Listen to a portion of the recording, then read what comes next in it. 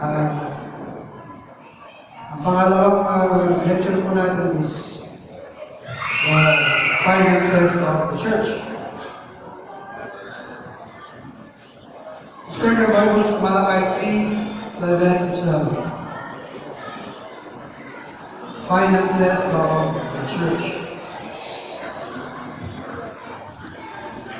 Limitado po lamang yung mga handouts na print.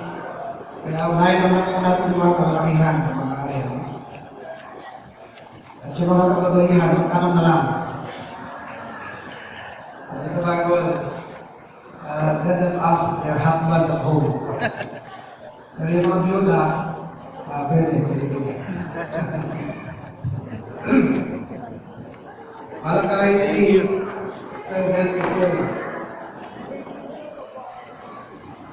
Even from the days of your fathers, you are gone away from my ordinances, and have not kept them. Return unto me, and I will return unto you, said the Lord of hosts. But he said, wherein shall we return? Ilaman have God, yet you have robbed me. But you say, wherein have you robbed me? In tithes and offerings. Ye are cursed with a curse, for ye have robbed me, even this whole nation. Bring ye all the tithes into the storehouse, that there may be meat in mine house, and prove me now herewith, saith the Lord of hosts, if I will open you the windows of heaven, and pour you out a blessing, that there shall not be room enough to receive it. 11. And I will rebuke the devourer for your sakes, and he shall not destroy the fruits of your ground. Neither shall your vine cast her fruit before the time of the field, saith the Lord of hosts. And all nations shall call you blessed, for ye shall be the delightsome land, saith the Lord of hosts. Hebrews 7:1-9. Another passage, Mr. Your Bibles, and your cell phones and tablets, the book of Hebrews.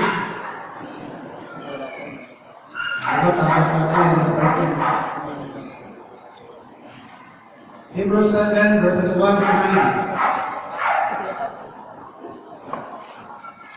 For this Melchizedek king of Salem, priest of the Most High God, who met Abraham returning from the slaughter of the kings, and blessed him, to whom also Abraham gave a tenth part of all, first being by reputation king of righteousness. And after that also king of Salem, which is king of peace, without father, without mother, without descent, having neither beginning of days nor end of life, but made like unto the Son of God, abideth a priest continually. Now consider how great this man was, and whom even the patriarch Abraham gave the tenth of the spoils. And verily they that are the sons of Levi who received the office of the priesthood, have a commandment to take tithes of the people according to the law, that is, of their brethren, though they come out of the loins of Abraham. But he whose descent is not counted from them received tithes of Abraham, and blessed him that had the promises. And without all contradiction, the less is blessed of the better. And he paid the tithes in tithes, but there he received them of whom it is written that he needed. Referring to the Lord Jesus Christ, our Lord Jesus Christ received tithes. Tumanggap ng ikapo ang Panginoon Jesus. And as I may so say, Levi also, who received tithes, paid tithes in Abraham. So, ang title po ng ating subject sa ating ito is Finances of the Church. Introduction po natin, ang Panginoon po tinatamyakan ng Iglesia. Tinatatulay ko meron dalawang pangunahing layunin. There are two main purposes for the institution of the church. The first purpose for the church is worship. For the purpose of worship. Through worship, we glorify God. Sabi sa Ephesians 3:21, unto Him be glory in the church throughout all ages, world without end. Amen. God is glorified in the collective primitive worship of the saints in the church. At sa lahat ng panahon niya ng iglesia, wala nang unang siglo ng pagkakatatag sa iglesia. Throughout all ages, hanggang ngayon, pumasok ka ng middle age. Hanggang sa modern age, hanggang sa post-modern age. Umabot tayo ng new age. Hanggang ngayon, God is glorified in the church through the worship of His people. So isang dahilan kung bakit tayo ng simbahan ay para sumamba sa Panginoon. Ay mga nagpapabaya sa pagsamba sa Panginoon, nagpapabaya sa kanilang panambahan. You are going against the design of God. Lumilihis kayo sa disenyo ng Panginoon. Because God designed that believers should worship God, worship Christ in His churches. Don't live up to God's design. And you violate the church covenant. If you are familiar with our church covenant, nakalagay sa ating church covenant, to sustain its worship. Nakasama sa church covenant? Nakikipagkasundo tayo na isusustain ang worship ng Panginoon. Paano ba sinusustain ang worship ng Panginoon? Through our presence, through our attendance, through your presence in the church with a proper attitude. Kasi kahit present ka, wala ka namang proper attitude, eh hindi ka nakaka-promote ng worship sa church. Kasama yan sa kasunduan ng mga matanampalataya sa iglesia. So if you do not support the worship of the church, you are violating your agreement, the church covenant. And not only that, if you neglect the worship of the Lord, you commit sin by violating Hebrews 10 verse 25. Meron pong negative command ng Panginoon diyan, not to forsake the assembling of ourselves together. Hindi ito nare-realize sa maraming mananampalataya, no? Pero pagliban sa panambahan sa Panginoon, lalo na po araw ng linggo, Lord's Day, yan po isang kasalanan dahil nakakabalin po yan ng direct negative command sa Hebrews 10:25 na do not forsake the assembling of yourselves together as the manner of some. Yung iba, nagpapabayaan na, hindi palaran, yung nagpapabaya. Instead, exhort one another so much the more as you see the day is approaching. How can you exhort one another if you don't see each other? You don't see other people. At paano ka nila ipag-pray? Hindi naman nila nalalaman ang kalagayan mo, hindi ka naman nila nakakausap. At paano mo sila ipag-pray? Dahil hindi mo rin sila nakikita. Diba? So you can only perform exhorting one another if you are present in church services or you fellowship together. So, tutularan ng iba to neglect the worship of the Lord, not forsaking the assembling of yourselves together as the matter of service. Number 2, another purpose for the church is for world evangelism. Kaya tayo pumunta sa pananong ministry at papabayaan natin evangelism, eh mali pong gabaan yan, nakakamali tayo ng direksyon na pinagkukuhan. Ang pamanahing ministry ng simbahan is to evangelize, no? Mission. That is clear in Matthew 28. Go ye and teach all nations. Matthew 2. Make disciples out of nations by preaching the gospel. The converts must be baptized. And these baptized converts must be indoctrinated, must be taught to observe whatsoever the Lord has commanded, to repeat the same cycle. Kailan nililipit siya kasi sa pagbabalik ng Panginoon, pag tinigilan yan, matitigilan na cycle. Nagkakasala tayo sa Panginoon. Dahil sabi niya, you need to do that until I come. Sabi niya, occupy till I come. I am with you always until the end of the age. Mark 16:15, go into all the world and preach the gospel to every creature. Ay na, eh dapat tumahayo, no? Kapag ipangaral ng Ebanghelyo ng Panginoon.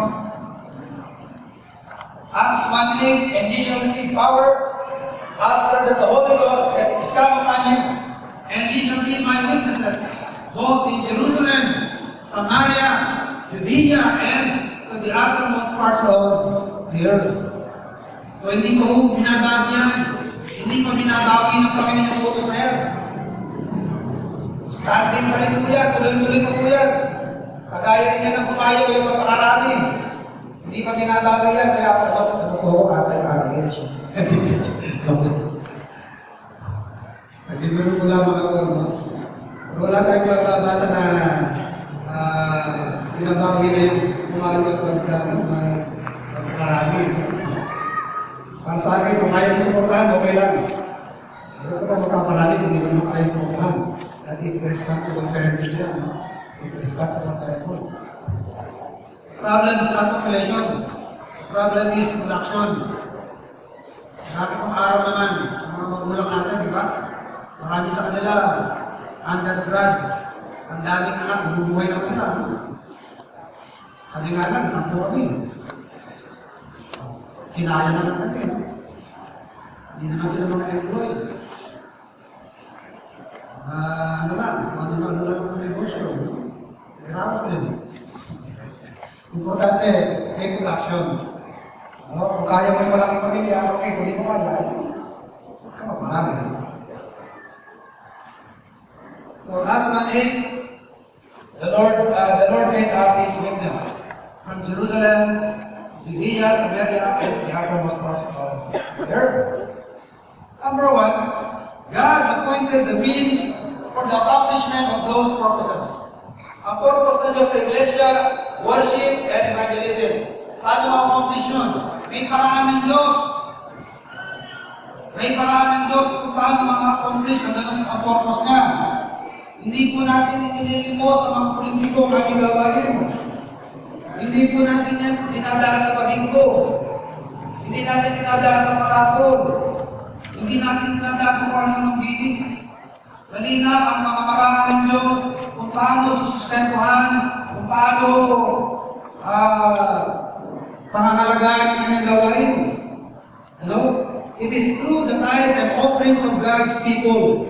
Hindi yung gagala na isparete, manibigay lang love offering. Hindi yung akit sa mga bata, manibigay na sobre. Dati, sugot lang ang nililibog, ngayon sobre na. Pero yung hiya effect, parang mahiya at ibigay na sobre na wala naman. Hindi po natin inilimos sa mga ansay, magawain ng Panginoon. That is below the dignity of God's word. Hindi natin binababa ang gawain ng Panginoon. Hindi ko tayo nagpapakababa. Bagaman hirap, ikaw sa maraming gawain ng Diyos, pero hindi tayo lilimos para sa gawain ng Panginoon. Project ng Panginoon ito, amen? If this is the Lord's project, kaya na ifinance ang kanyang gawain. Sa totoo lang, hindi natin kakayanin kung sa atin lang. Napakalaking trabaho ito eh.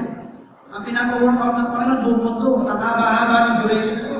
Till kingdom comes. Hanggang sa kanyang pambabalik. Ang pinapatrabaho uttermost parts of the earth. Kung sa ating bunsa lang, hindi natin kakayanin yan. Ang totoo lang, yung binibigay natin na ambag sa gawain ng Panginoon, sa kanya pa rin nagagaling yan. Gawain niya ito eh.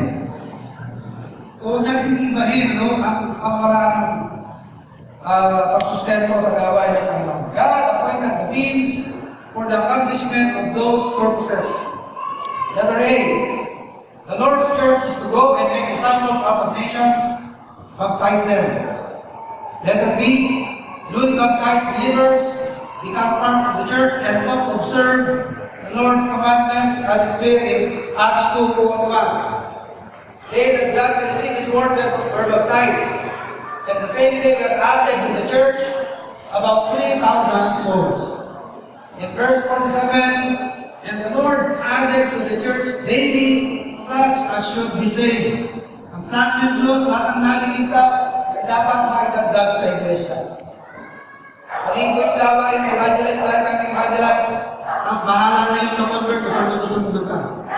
Bahala na siya kung sino magpakain sa kanya. Ang magpapakain sa mga convert, ay gawain din mo ng Panginoon. Doon sila in-honor you. Doon sila i-indoctrinate. Letter C. Faithfulness of the church to the Lord's commandments would guarantee the repetition of the cycle of the Great Commission from one church to another and from one place to another until He is returned. Number 2. Malayo po tayo sa last name. Number 2. Sa gawain ng Panginoon, money is a necessary part and ordained means for the accomplishment of the Lord's project. Alam nyo, sa totoo lang, kung gugustuhin ng Diyos na matapos ang kanyang gawain hanggang sa kanyang pagbabalik, na hindi siya hihingi sa atin ng pera. Kaya. Kaya ng Diyos ay matrabaho ang evangelism sa angels kung gugustuhin ng Diyos. Kaya napakalaking privilege na natin na hindi natin ang ginamit, tayo pa ginamit ng Panginoon sa kanyang layunin. At kabilang sa plano ng Diyos, para may sakit para ng kanyang layunin, yung resources na magagaling sa kanyang tao. Hindi ko saan biligan magagaling sa mga tao ng Panginoon. Okay? So, saan magagaling ang pera na itutusto sa gawain ng Panginoon? Through the tithes and offerings of God's people. Hindi sa love gift kung sino-sinong grupo, no? O mga tao sa malengke na hindi kaya ng love offering o sa mga buses. Hindi ko dyan, no? Huwag natin ibaba ang dignidad ng gawain ng Panginoon. Ang gawain ng Diyos ay susustentuhan sa pamamagitan ng ikapo at mga offerings ng mga tao ng Diyos. Yan po'y makikita natin by Old Testament pattern. Sa Old Testament, wala naman ng church, pero meron ng gawain ng Diyos. Ang gawain ng Diyos ay pinangungunahan ng mga Levites. At sa pag-iintindi ng gawain ng mga Levites, paano sinusustentuhan ng mga Levites? Through the tithe and offerings of the 11 tribes. Kasi doon sa 12 tribes of Israel, si Levi ang walang naman ng lupa. Yung lupain ng Kanaan, pinagparti-parti yan sa magkakapatid na tribo. Yung tribo ni Levi, walang namana. Ang tanging namana nila, 48 cities and the suburbs. So wala silang lupain na pwede pagtamnan ng pagkunan. Ang kanilang kakainin. At wala silang mapaghahayupan. Sabi nila, paano kami kakain? Sabi ng Panginoon, ako bahagi ninyo. Ako bahala sa inyo. Ang ikapo ng inyong kapatid na naging isang tribo, yan ang magiging gamit ninyo for your consumption. So ibig consider na nagpatuloy ang gawain ng Panginoon in the Old Testament time, through the time and offerings of the 11 tribes, habang inanangkong tribe of Levi, sila po yung nag-lead sa service of the Lord. So money is involved. The resources from God's people is involved, no? When this aspect was neglected, the Levites were neglected. And soon, the worship and service of the Lord was miserably neglected to the detriment of the people. Kapag napabayaan ng mga Levites, napabayaan ng mga manggagawa, mapapabayaan ng gawain, pag napabayaan ng gawain, sino kawawa? Pastor? Damay-damay. Hindi lang po pastor magsasuffer. Lahat magsasuffer. Maaring ang miyembro, matuwa pa kasi wala na linggo, makakapagtrabaho siya kahit linggo. Pero magsasuffer ang tao spiritually, right? Agree po ba kayo? People will suffer spiritually without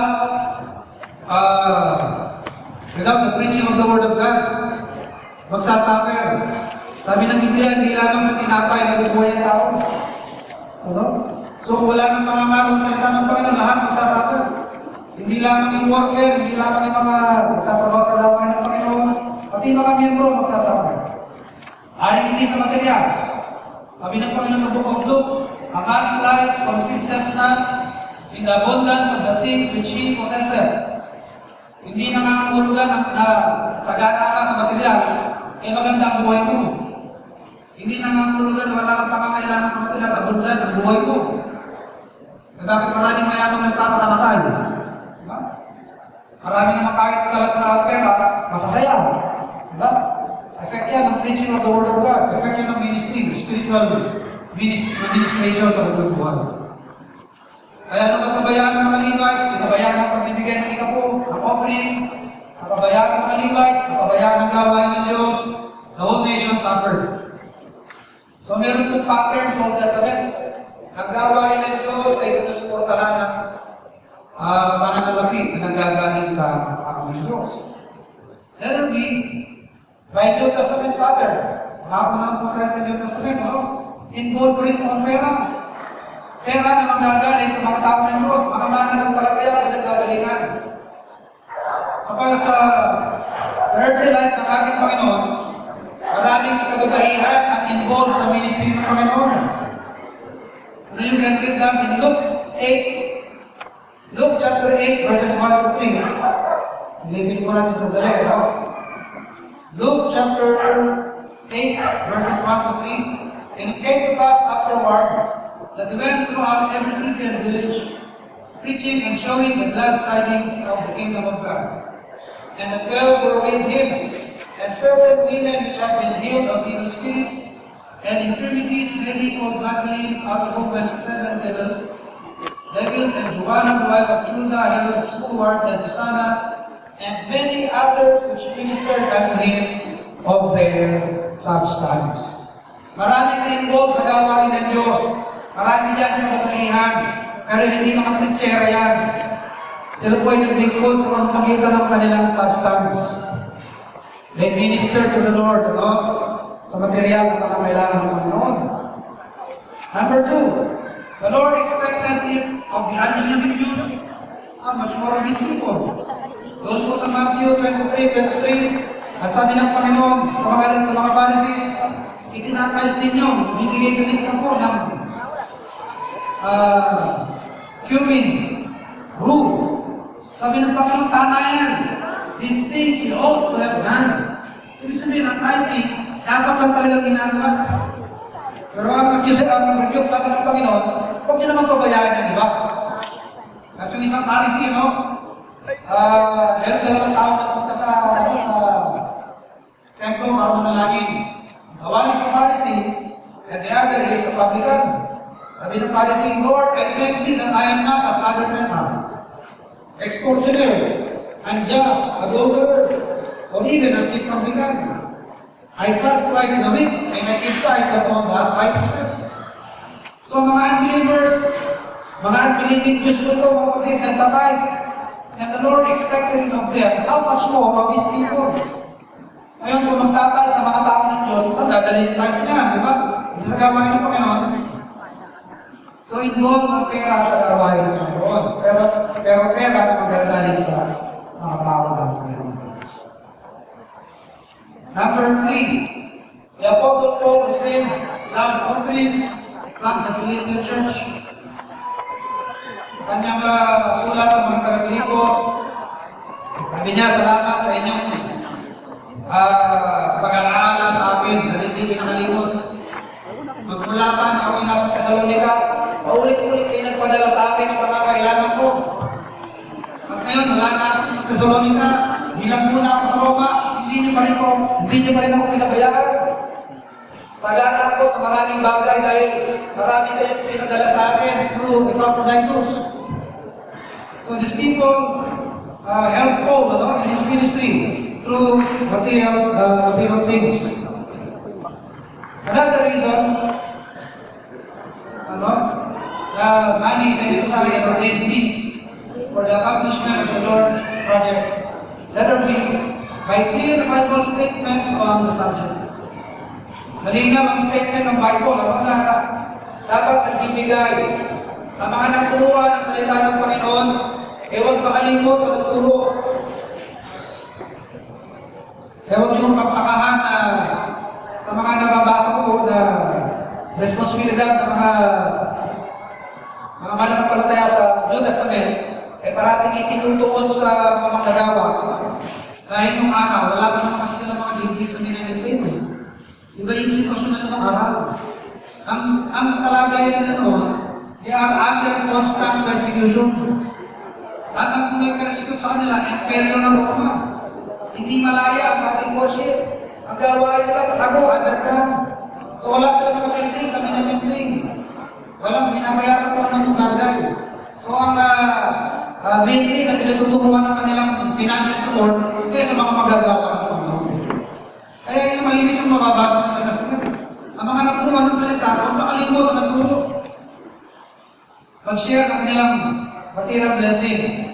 Number 1, sabi ito, him that is taught in the word are to communicate. The word communicate, there hindi yung O nakipag-text ka, o tumawag ka, hindi mo yun sila ng communicate. The word communicate there means to give. Mag-share ng material blessing. Kahit hindi natanggap ang spiritual blessing, huwag ka makalimot na mag-share ng material blessing kung saan nagturo sa'yo. Him that is taught in the word are to communicate, and to him that teacheth in all good things. Galatians chapter 6 and verse 6. Number 2, the elders who serve well are entitled to double honor. Yan po ay honorarium. No? Sabi sa 1 Timothy 5:17, especially those who labored in the word and doctrine. Entitled sila sa double honorarium, double pay. Lalo na yung mga nag-preach. Kaya sabi ng anak ko, mag-preach na rin ako. Pa, para magpapastor na rin ako. Kasi nagka-cellphone naman ng bago. Alam mo ka, anak sa 3 years kong paghihirapan niya. Akala na siguro bigyan lang regalo. Sabi niya, pa, magpapastor na rin ako.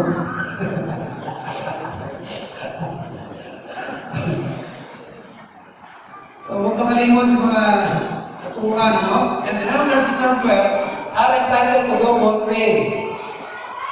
Okay? Especially those who labor in word and doctrine.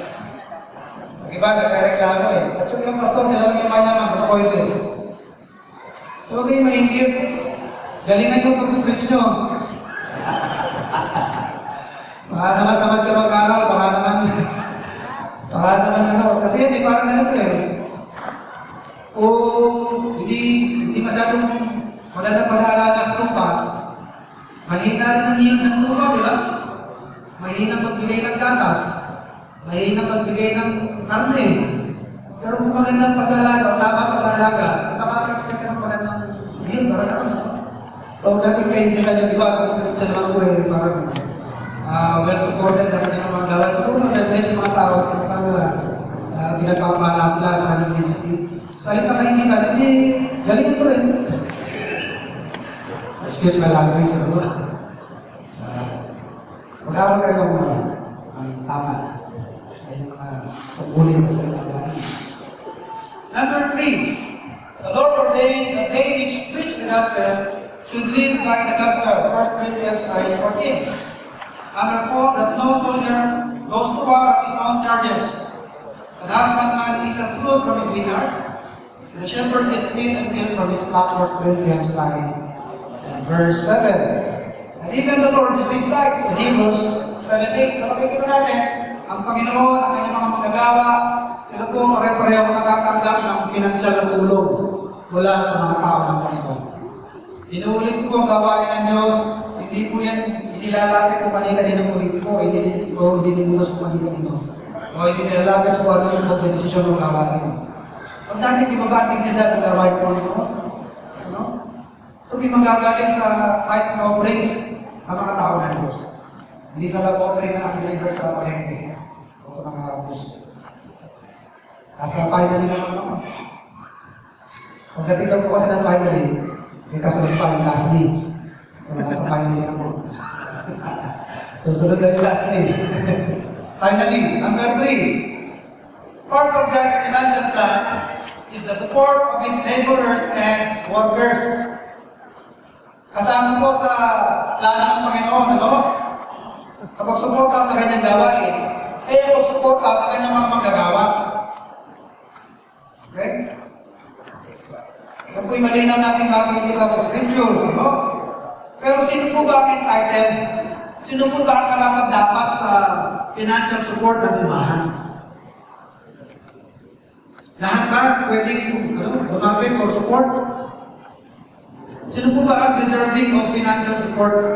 Siguro may bibili din, may antas-antas din. Depende sa simbahan. Paano yan, ano? Siguro yung mas maraming time ang nagugugol sa gawain, ano? Mas malaki. Yung part-time lang, kung nandito kumpara sa mas marami ang naiuubos sa panahon.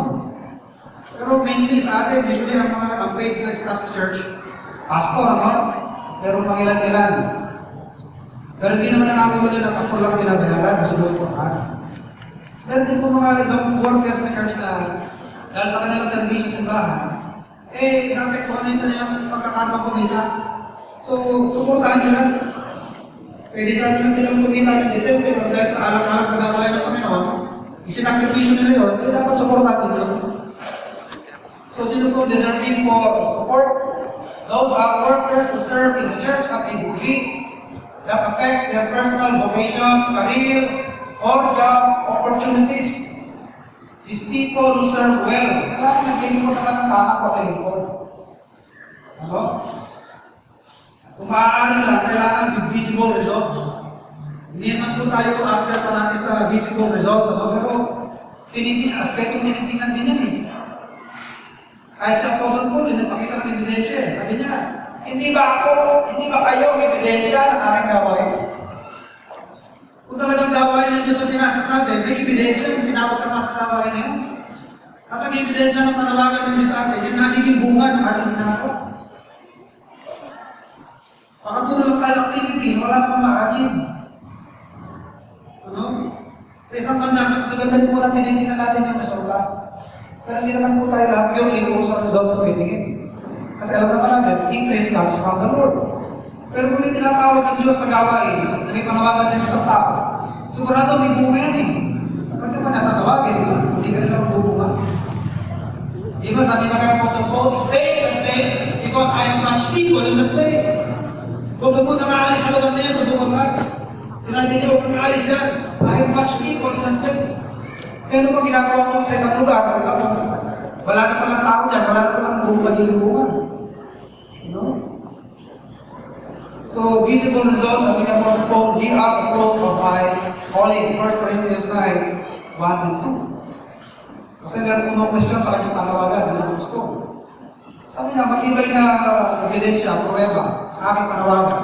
Ito yung bunga. At kayo yun. Meron mga question sa akin, sana hindi kayo. Hindi dapat kayo question sa aking panawagan, kayo ay ebidensya ng aking panawagan.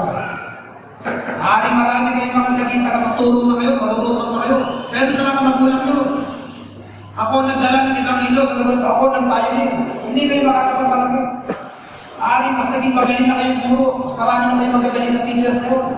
Pero hindi pa rin kayo makakapagpalagay lang, isa lang ang magulang nyo. Ako nagpioneer ng gawain nyo. And they are the proof of my calling. Letter B. Paul said it is the right of the laborer to be supported and they are deserving of it. 1 Corinthians 9. Buksan mo natin yung ating Bible sa 1 Corinthians 9 at marami tayong verses na pinagpalit. 1 Corinthians 9 verse 12. 1 Corinthians 9:12.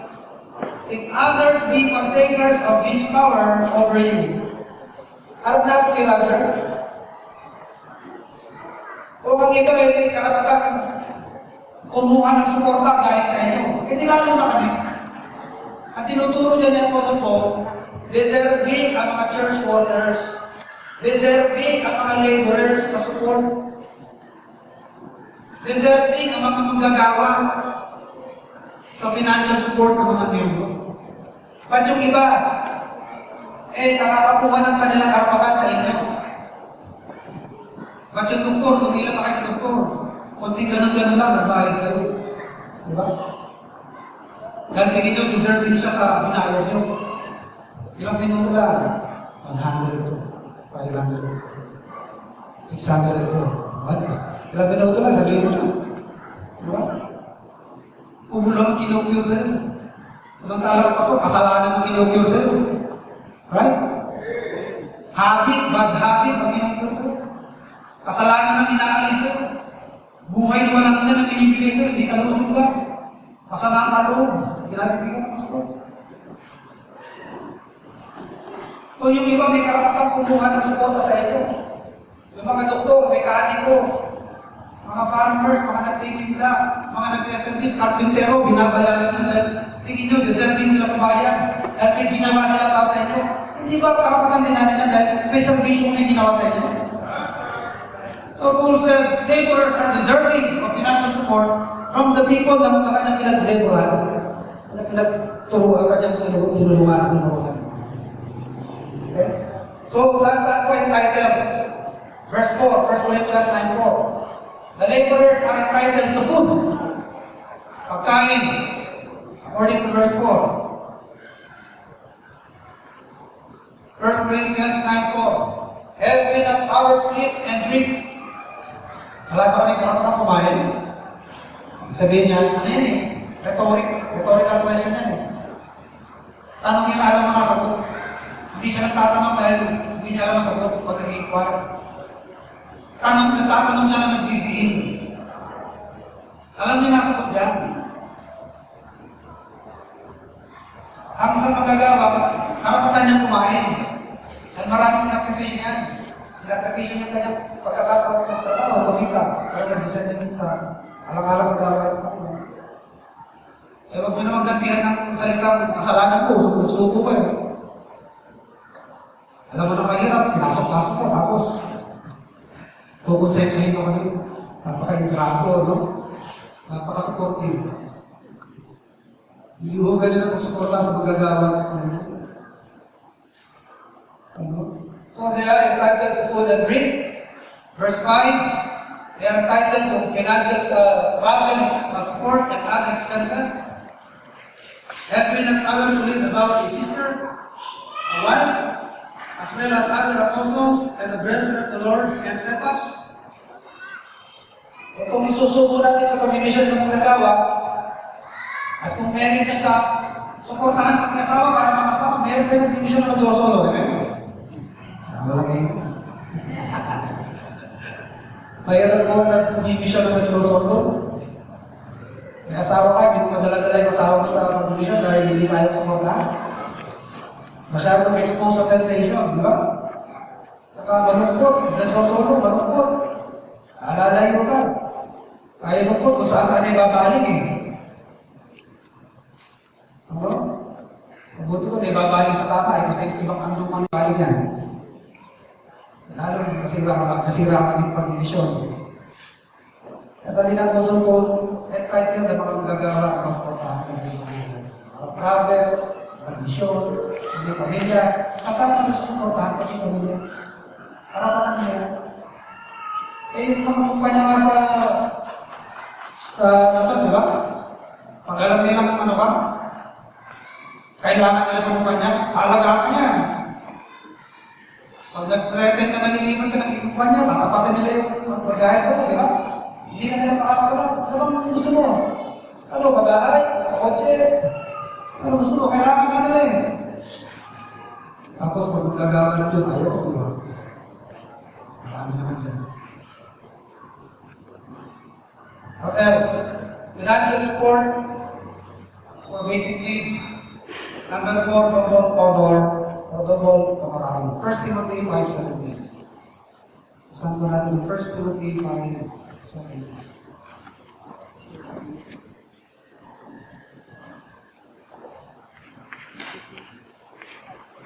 1 Timothy 5:17. Let the elders that rule well be counted worthy of double honor, of double honorarium, of double pay, especially they who labor in the word and doctrine.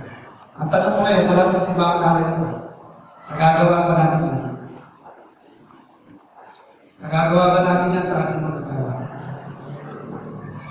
Especially they who labor in the word and doctrine. It is no wonder, hindi ko nakapagtaka na marami, no, ang takot pumasok sa ministry. Dahil grabe ang neglect na nangyayari sa mga magagawa ng Diyos. Akala nila magandang buhay na pastor dahil parati maganda din. Mukhang maganda lang, no? Pero kung alam nila.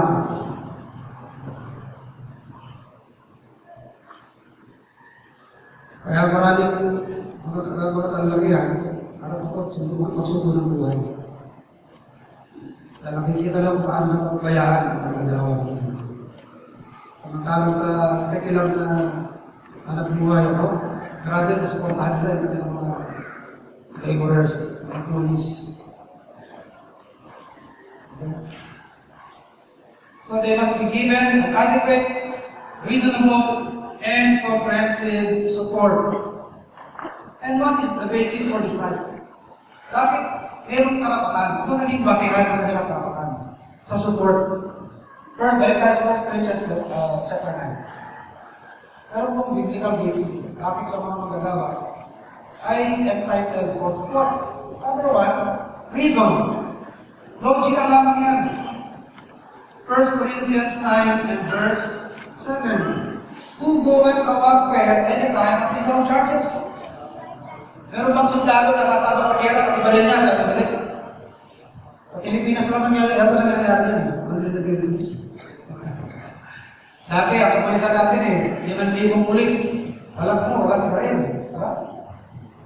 Ewan ko kayo, parang nabigay na tayo baril nila. Sabi ni Bayani, isyuhan lang natin sila nato ng bodo. Kasi kalaban nila sa kalye. Yung fan knife. Kung batuta, talo. Bigyan natin sila ng bolo na lang kasi nakikita. Ewan ko na ito lang. Bolo rin ang ibigay.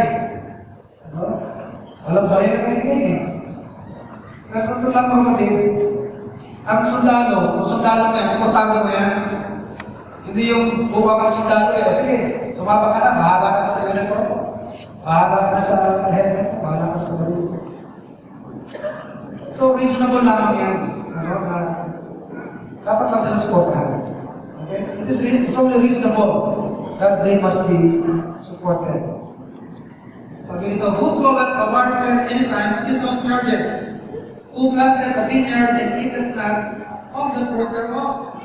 Or who feedeth a flock and eateth not of the milk of the flock? Another basis for this right is example and precedent. 1 Corinthians 9:13. Do ye not know that they which minister about holy things live of the holy things of the temple? And they which wait on the altar are partakers with the altar. Yung po mga Levites, yung mga priests na nagsisilbi sa temple, nakikinanan po sila sa mga ino-offer sa temple.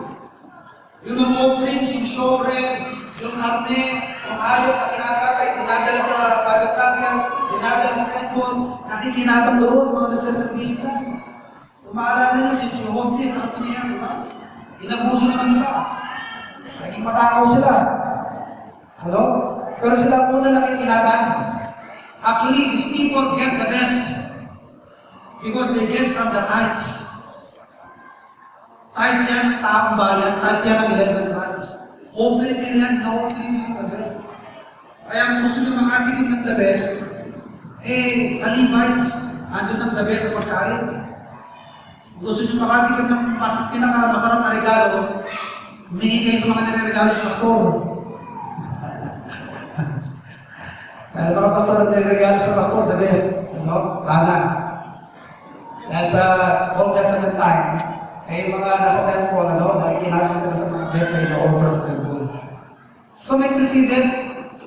Merong practice na ganyan during Old Testament time. Nakikinabang ang mga nagilipon sa temple, sa gawain ng Panginoon. Number 3, justice. Kaya lamang yan. 1 Corinthians 9:11. If we have sown unto you spiritual things, is it a great thing if we shall reap your carnal things? Kung kami ay nagtanim sa inyo ng mga spiritual na bagay, abuso na ba? Alabisan na ba kung nakinabang kami na inyong material? Hindi ba yan ang ginamit niyang kusog-kul na appeal sa Macedonian churches? Kasabi niya sa mga Macedonian churches, tulungan naman natin ang mga Judean churches. Kasi kawawa sila, may famine. Marami nang bubutong. Kayo naman ang kinabang sa spiritual benefit na nagaling sa kanila, hindi kalabisan na tumulong tayo sa material na meron tayo na tutulong sa kanila. So, ganun din mga kapatid, hindi po kalabisan kung ang mga membro na nakinabang sa mga spiritual na bagay, makaabag ng kanilang material sa mga nag-share ng mga spiritual na bagay. Ang mahirap po kasi minsan, hindi natin nakikita yung value ng spiritual blessing Masyado natin namamaliit. Ang alam natin ng blessing material Hindi na natin nakikita na yung mga spiritual na blessing, mas magagandang blessing yan. Kapayapaan, peace of mind, contentment.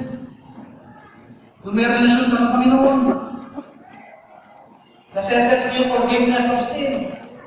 Madala sa iyo ang gospel, hindi kayang bayaran ng pera yan. Yung mga naging effect niya sa buhay natin, hindi kayang tapatan ng pera yan. Naging bunga yan ng spiritual ministry, ng ministry ng mga magagawa ng Panginoon. Kaya hindi kalabisan, hindi abuso. Kung sila na mga natuto sa mga spiritual na bagay, pag-share ng kanilang material blessing sa mga nagturo sa kanila. Hindi mo magiging kalabisan yun. Hindi matutumbasan ng material ang spiritual na itulong. Imagine, ang nadala sa inyo kaligtasan dahil may siya ng gospel sa inyo. Kung marami sa atin dito, ano masira ng buhay? Halos maghiwalay ng mag-asawa. At halos masira ng pamilya. Pero dahil sa epekto ng gospel, dahil sa epekto ng ministry ng isang manggagawa, nabuo ang pamilya, nabuo ang buhay. Kalabisan ka kung mag-share ka naman ng material mo sa nag-share sa spiritual na bagay. It's only fair. And most importantly, ang matinding masihan ng karapatan ng mga magagawa for support is the Word of God. Sinabi ng Panginoon nun eh.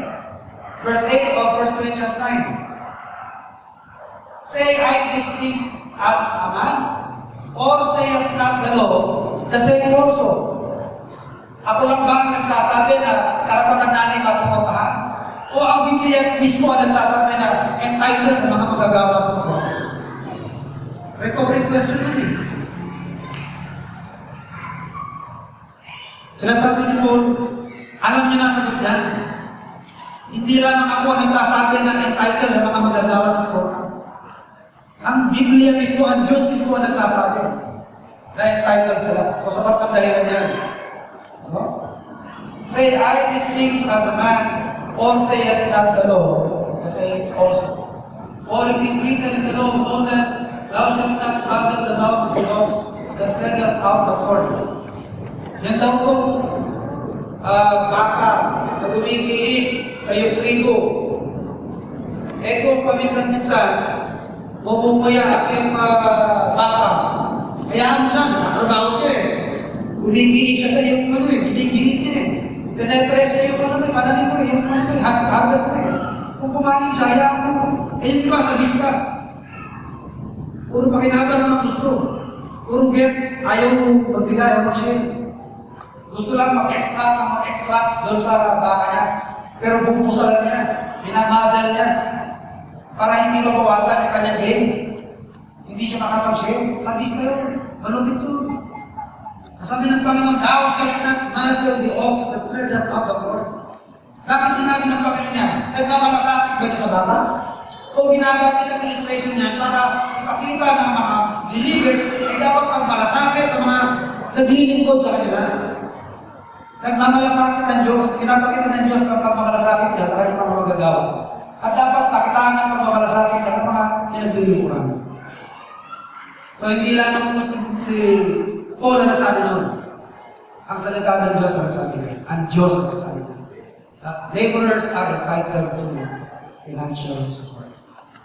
Tinanin ko yung verse 14. 1 Corinthians 9, verse 14. Even so. Yan po yung literal na, even so. Even so. Ganun din. Kung ginagawa yan sa Old Testament, ginagawa yan sa baka, ginagawa yan sa mga priests, even so. Ganun din dapat ang gagawin sa mga preachers of the gospel. Ano po ba ang minsan nagiging kahadlangan? Bakit hindi rin matutupan? Pero kung ilang mga kahadlangan, minsan ang mga hindrance nagagaling sa congregation. Isang dahilan siguro na hindi natutupad itong tamang pagsuporta sa mga magagawa is because of the ignorance of the congregation. Hindi alam ang kanilang responsibility. They do not know the responsibility to their ministers. Sapat sa kanila yung katuruan, kapagsimba, kapagsimba ng Christ, hindi nila inaalam ang kanilang kapalalagayan. Ang sabi ng Hosea 4:6, my people are destroyed for lack of knowledge. Dahil na pabayaan ng pastor, pabayaan ng babae, hindi pa rin ka daw na pabayaan. Hindi naman ng pastor magsasabi. Hindi rin ang mga tinuturuan. Wala naman tuturo. People are destroyed for lack of knowledge because of ignorance. Sa pagdahilan, kakuriputan, stinginess, kuripot. Pagdating sa gawain, talagang pag sinabing tight, talagang very tight. Sa kanila ang tight, hindi maluwag na tight. Tight. Talagang very tight. Hindi talaga pagdating bitawan yung tight, very tight. Kuripot. Pero pagka concern ni Michael Jackson, kahit pumila ka, kahit magbayad sa libo. Kung manonood ng PBA, magbabayad ng ticket, kahit libo yan, willing magbigay yan, kahit pila pa. Ano kayo sa simbahan, pila rin, may bayad. Siguro, ang mga manggagawa ng Panginoon, ano? Sagana. Eh, pag basketball, pinipilahan, ang lalaki ng bayan, pinipilahan yan. Willing na mag-ganun, bilang ng pera, mga tao, willing. Eh, bakit pag sa manggagawa ng Panginoon, eh, tarang na, ano? Dinadamo, ano yung may ibigay sa manggagawa? Tsaka kung meron naman po kayong naisipang bigyan ng manggagawa, huwag nyo na po kung lukot-lukot eh. Katiyakan ko sa palad, parang dinaan na table yung pastor. Gawin nyo naman kung medyo yung design ko. Bigay nyo sa sobre. Sulat ng pangalan nyo. Para hindi naman namumula yung pastor kung sino pasasalamatan eh. Huwag nyo lulukot-lukotin. At pagkamay niya sa pastor eh, yung paligas-gas sa kamay ng pastor, ito. Kaya parang under-the-table yung ginagawa. Kaya yung makita ng ito, hindi naman sila nagmamalaki, para makahapon. Ang ministry, public naman yan, di ba? Public ministry. Yung publiko, may intention kayo magmalaki, yung publiko. Pero kung para makahapon sa iba, walang masama dyan. Sabi nga sa Matthew 5:16, that they may see your good works. That they may see your good works. How can they see if you hide it? If you make it secret? Ano po bang dahilan, mga kapatid? Hindi lang ang ignorance of the congregation, hindi lang ang stinginess of the congregation. Minsan ang hindrance, the minister himself. Bakit? Ang minister ayaw magturo ng giving. Nagiging selective sa kanyang pagtuturo. Pag ibang passage sa Bible, at tapang na mag-preach. Ang bigat ng preaching. Pag pinreach ang 10 Commandments, ang tapang. Pag nag-preach sa eschatology, ang tapang. Pero pag giving, nanihina. Kasi baka ma-accuse na ano, kaya tinuturo kasi gusto niya mag-benefit. Pag-preaching yun. Kung paano mo tinuturo ibang passage of scriptures, nakita mo ang giving, nakita mo ang pagtuturo sa support sa laborer, nasa Bible yan, huwag mong ikahiyayan. Nasa Bible yan, huwag mong ikahiyayan. Huwag kang maging selective sa tinuturo, sa ibang bagay, matapang ka pa sa pagkatapos sa giving. Sa support, pag nasa Bible, itulong mo na may katapangan, please the whole counsel of God. Huwag mong isipin yung, kasi baka isipin ng mga membro, kaya ako tinuturo dahil lalabas para ako yung mag-benefit. Huwag mo intindihin yun. Diba? Turo mo kung ano sinasabi ng Biblia. Actually, if you will not teach that, you are actually depriving them of blessing. Tama? Nade-deprive ang membro. Isang paraan niya para pagpalain sila ng Panginoon eh. Isang paraan para i-bless ang kanilang buhay, matutunan nilang pagbibigay ng liberal. Na walang pag-iimbot sa not grudgingly. Isang paraan yan para sila magpagpala sa kanilang pamumuhay. Eh, pinipigil mo, bakit sila mag-bless? Ikaw na naging dahilan na nabidot ang blessing ng Panginoon. So it's in the Bible, preach it.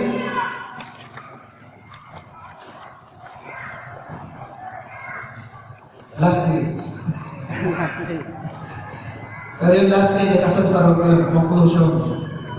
Pero wala nang conclusion to last day. Last day. God's word must be done. understand God's way, and after the biblical pattern. And giving must be done liberally, correctly, lovingly, honestly, and decently. Meron po tayong naiisipang bigyan, magagawa ng Panginoon. O simbahan, nag-iisip na suportahan ng magagawa ng Panginoon. Huwag po natin pagkaitsa ng Panginoon. Dahil sa totoo lang, hindi nyo alam kung anong umiikot sa isipan ng mga magagawa ng Panginoon. Unique ang sitwasyon ng mga magagawa. They have problems, they have circumstances at tanging sila lang ang nakaka-experience at tanging sila lang ang makakaintindi. Hindi nyo alam na baka ilang ulit na yung nagbabalak na mag-resal. Baka ilang ulit na yung nagpaplanong, sumo na kaya ako, give up na. Tapos nagbigay ka ng love gift, biglang tumapang na naman siya. Di ba? Hindi yan nakasave yung love gift mo. Di ba? Kaso lang mga kapatid, sometimes our gift reflects our estimation to God's minister. Minsan, ang binibigay natin parang binabarya-barya lang natin ang magagawa ng Panginoon. Baka minsan, ang dating naman sa Kanya, ganito ba ang pagtingin sa akin, binabarya-barya lang. Although, sa magagawa ng Panginoon, pagka minsan, hindi naman siya tumitingin sa amount. Sapat na sa Kanya yung siya naalala. Sapat na sa Kanya yung nire-respeto para siya at naalala siya. Pero mga kapatid, if you can do better than barya, na medyo ugma naman sa status mo, sa financial status mo, huwag naman muna kung barya-barahin ang gagawa mo. Baka lalo matuluyan siya mag-resign. Pinag-isip-isipan na niya mag-resign eh. Okay na sana. Makakabawi na sana eh. Nung ginagawa pa niya may lalo tuloy na tuluyan. At sa pagbibigay mga kapatid, hindi lamang po ang nagbibigay ng nagpa-prosper. Ang gawain ng Panginoon magpa-prosper, ang magagawa masusustentuhan, magpa-prosper ang magagawa ng Panginoon. Kahit ang mga nagbibigay, sila rin po ay magpapalaya. Win-win. It's a win-win situation. Pero kung kuripot, damot, ang mga miyembro, makapabayaan ang mga gawa, makapabayaan ang mga gawa. But if we are liberal, to God's people, to God's laborers, to His Word, tayo rin po ay magpapalaya. So, with that, akin po tinatapos sa aking lecture. Tayo po handa ko po sa isa sa pinakamalagang bahagi ng ating program, activity sa amin ito. Nasa break na ho tayo. Business. And if you want mine, during the break, para makamilos po tayo ng time. During the break, atin pong pakitigan ng special numbers. So, pwede po